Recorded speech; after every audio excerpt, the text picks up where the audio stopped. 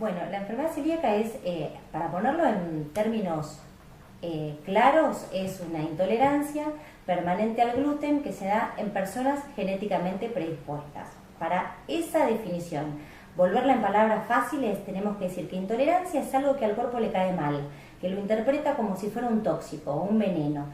Permanente porque esa reacción que va a tener el cuerpo frente a ese alimento va a ser para toda la vida. Y el alimento en cuestión es el gluten, que no es ni más ni menos que una proteína que se encuentra en cereales de trigo, avena, cebada y centeno. De ahí que los alimentos que los celíacos podemos comer se denominan sin TAC. Las personas que pueden ser celíacas tienen que tener una marca en su cuerpo que les favorezca esta condición. Y esa marca lo dan los genes. Entonces todas las personas celíacas tienen un gen que se llama HLA, DQ2 y DQ8 que les da la posibilidad de presentar en algún momento de su vida esta enfermedad. Y también hay que aclarar que muchas personas que tienen este gen no van a desarrollar la enfermedad celíaca. Los alimentos que tienen trigo, avena, cebada y centeno, lo que producen en el organismo es como si fuera una tijerita. De ahí hay que asociar la palabra TAC al corte de una tijera, porque cortan los pelitos del intestino. El intestino delgado es como un caño corrugado de luz que adentro tiene una alfombra. Entonces, en la medida que el celíaco empieza a consumir productos con gluten o con TAC, esto que genera al cuerpo una reacción de defensa termina agrediendo el intestino y le corta los pelitos del intestino. Entonces esa alfombrita que permitía absorber los nutrientes se transforma en un tubo por el cual los nutrientes pasan y siguen de largo. Y de ahí son los síntomas que pueden tener los pacientes. Generalmente hay síntomas que se van a asociar más a un determinado grupo de edad y otros que van a tener mayor frecuencia en otros pacientes. También hay que aclarar que uno no nace celíaco, sino que uno se puede volver celíaco en cualquier momento de la vida. Muchas veces pasa que los pacientes dicen, uy, yo consulté un montón de veces y llevo 20 años de enfermedad y recién me descubren ahora. Eso puede ocurrir, pero también puede ocurrir que uno empiece a tener síntomas recién a los 40 años o a los 65 años o más grande.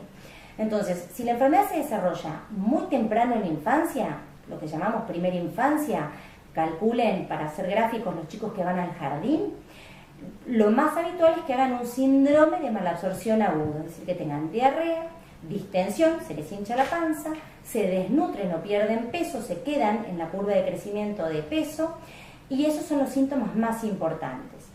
Si la enfermedad celíaca sigue de largo y empieza a detectarse en segunda infancia, grafíquenlo como los chicos que van a la primaria, lo que más impacta es la estatura, es decir, hay un síndrome de malabsorción crónico. Se estiró tanto el tiempo de diagnóstico que el chico deja de crecer y se vuelve bajito, el primero de la fila, con padres altos y con hermanos altos. Si yo tengo un papá bajito, una mamá bajita, no puedo esperar que ese chico crezca en un percentilo alto.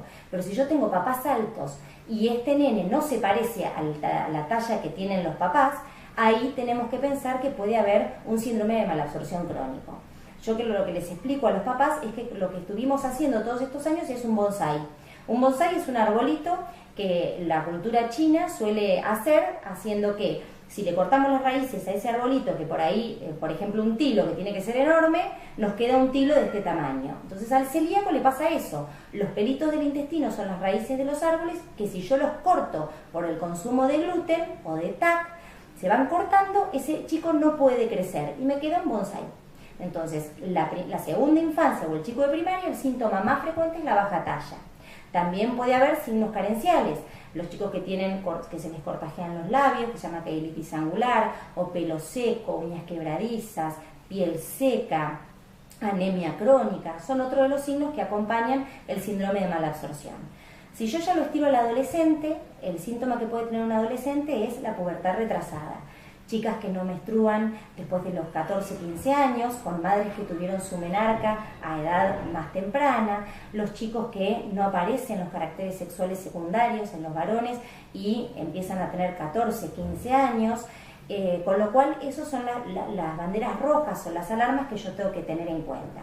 Y en la adultez nosotros podemos tener también un síndrome de malabsorción agudo, diarrea, distensión, pérdida de peso, o también podemos tener signos que no son digestivos. Empiezan a jugar un rol importante las manifestaciones extradigestivas, donde puede ser una anemia crónica exclusivamente, que la ve el hematólogo y le empieza a estudiar y sospecha que puede haber una enfermedad celíaca. Puede haber abortos frecuentes o infertilidad, donde el ginecólogo tiene que sospechar que puede haber una enfermedad celíaca.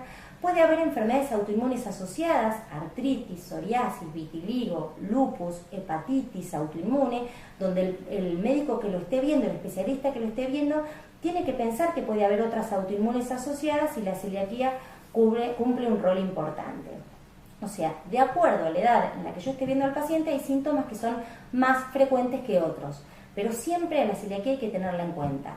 También se usa una frase muy habitual que es la gran simuladora, porque puede parecer un montón de cosas y sin embargo ser una enfermedad que empieza en el tubo digestivo.